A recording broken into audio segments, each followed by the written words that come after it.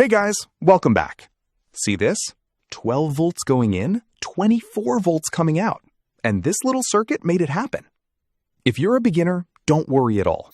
In this video, I'm going to show you every connection step by step, exactly where each wire goes, what each component does, and then we'll power it on and test it live together. So keep watching, because by the end of this video, you'll know how to build this yourself from scratch. Let's go.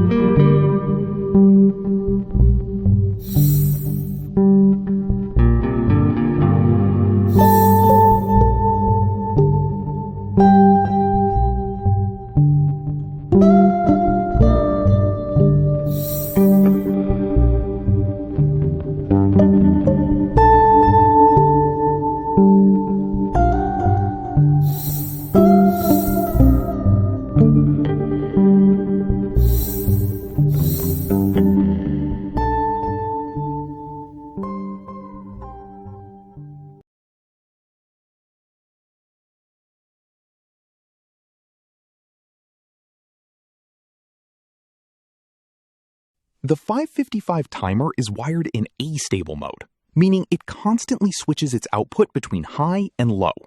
That oscillating signal drives a diode capacitor charge pump made up of D1, D2, C3, and C4. When the output goes high, capacitor C3 charges up.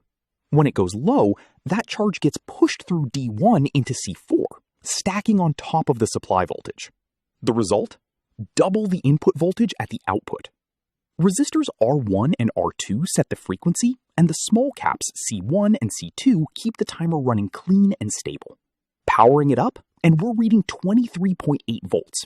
Works perfectly. Just keep in mind, this is a low current circuit, best for light loads like sensors, relays, or small logic circuits. That's it for today.